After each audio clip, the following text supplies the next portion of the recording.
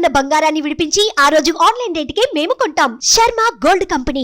నమస్కారం, శ్రీమాత్రే నమః. ప్రస్తుతం మనం శ్రీ శ్రీ శ్రీ ఆనంద శివకామేశ్వరి సన్నిధానంలో ఉన్నామండి. ప్రస్తుతం మనతో పాటు ఉన్నారు మాతాజీ శ్రీ శ్రీ శివకామేశ్వరి ఆనందమయ్యమ్మ. వారితో మాట్లాడతాం. అమ్మ నమస్కారం. శ్రీమాత్రే నమః. అమ్మ, రెండవ రోజు పూజా విధానం, అమ్మవారి అలంకారం, పెట్టవలసిన నైవేద్యం, అలాగే ఖచ్చితంగా పఠించవలసిన శ్లోకం వివరిస్తారా? తప్పకుండా అమ్మా. యాదేవి సర్వభూతేషు కాంతి రూపేణ సంస్థిత నమస్తశ్యై నమస్తశ్యై నమస్తశ్యై నమో నమః. రెండవ రోజు అలంకారము గాయత్రీదేవి, అలాగే నవదుర్గల్లో తీసుకుంటే బ్రహ్మచారిణి దుర్గా. మనం ఎక్కువ దేవాలయాల్లో గాయత్రీదేవినే చూస్తూ ఉంటాము. గాయత్రీదేవి ఆవిడకి చక్కగా చూడండి 5 ముఖములు ఉంటాయి. ఒక చేతిలో యజ్ఞోపవీతాన్ని కూడా ధరించి ఉంటుంది. ఇక్కడ ఆ ముఖముల యొక్క ప్రత్యేకత తెలుసుకుందాం. 4 ముఖములు 4 వేదములు. 5వ ముఖము పరమాత్మ యొక్క తత్వము. ఈ 4 వేదములు కలిపితే వచ్చేదే పరమాత్మ యొక్క తత్వము. ఇది చెప్పేదే మనకి గాయత్రి. మన జీవితంలో మనం ఏ పని చేసినా శాస్త్ర సమ్మతమైనది చేయాలి అంటే వేదాలని అనుసరించవలసిందే. అంటే మనం ఇక్కడ అందరము తప్పకుండా గాయత్రిని అనుసరించవలసిందే. ఇదైతే ఖచ్చితం. గాయత్రీదేవి మనకి జ్ఞానాన్ని, అలాగే బుద్ధి కుశలతని, ఎందుకంటే జ్ఞానానికి ప్రతీక కదా ఆవిడ, బుద్ధి కుశలతని ప్రసాదిస్తుంది. ఓం గాయత్రీ మాత్రే నమః అనే నామాన్ని చక్కగా ఈరోజంతా చదువుకోండి. లలితా సహస్రనామం ఎలాగ చేస్తాం కాబట్టి మనం ఈవిడికి సమర్పించవలసినటువంటి నివేదన కొబ్బరి అన్నము. కొబ్బరి అన్నము.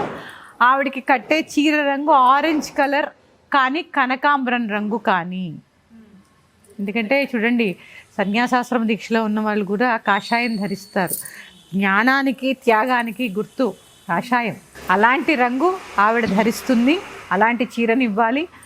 అలాంటి పుష్పాలే మనకు దొరుకుతాయి కదమ్మా, అలాంటి పుష్పాలే చక్కగా పూజ చేసుకోవాలి.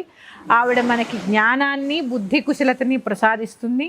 ఓం శ్రీ గాయత్రీ మాత్రే నమః అనే మంత్రాన్ని చక్కగా పట్టించుకుంటూ, గాయత్రీదేవి స్తోత్రాలు అంటే గాయత్రి మంత్రం మనం ఇప్పుడు ఉచ్చరించలేం కాబట్టి ఈ మంత్రం చేసుకుంటూ చక్కగా పూజ చేసుకోండి. ఆవిడకి నివేదించవలసింది మాత్రం కొబ్బరి అన్నము. అమ్మ, ఈ రోజు కూడా ఉదయం నుంచి సాయంత్రం వరకు రాత్రి పూజ ప్రధానమా? రెండో రోజు కూడా ఎప్పుడైనా నవరాత్రే కదమ్మా, ఉదయం కూడా చేయాలి. అసలైతే త్రిసంధ్యలు పాటించాలి. ఉదయం చేసుకునే అవకాశం లేని వాళ్ళు రాత్రి మాత్రం నవరాత్రి సెలబ్రేషన్ కదమ్మా, చేసుకోవాలి. నవరాత్రి రాత్రి పూజ చాలా విశేషం. నవరాత్రుల్లో దుష్ట శిక్షణార్థం చేయవలసిందే. ఇక్కడ ఇంకో విశేషం చెప్పుకోవాలి. లలిత త్రిపుర సుందరి, గాయత్రి త్రిపద గాయత్రి. ఇట్లా అంటే దాని యొక్క విశ్లేషణ మళ్ళీ మనం చెప్పుకుందాం.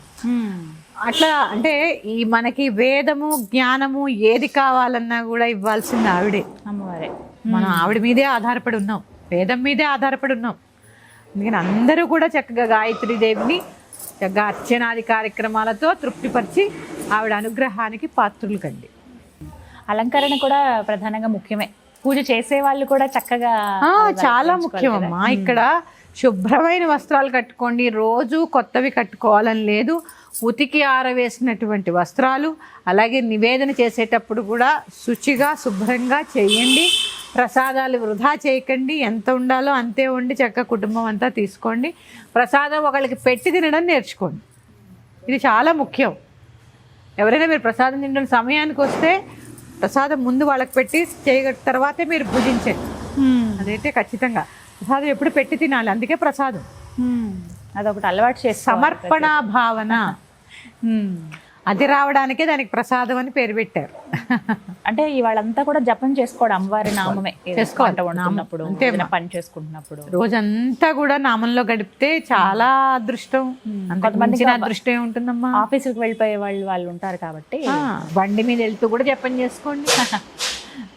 నామమే కదా. ఎందుకంటే ఈ విశేషమైన రోజులు కాబట్టి చేసుకోవాలమ్మా, చేసుకోవాలి. చక్కగా వివరించారమ్మా. ధన్యవాదాలు. శ్రీమాత్రే నమః.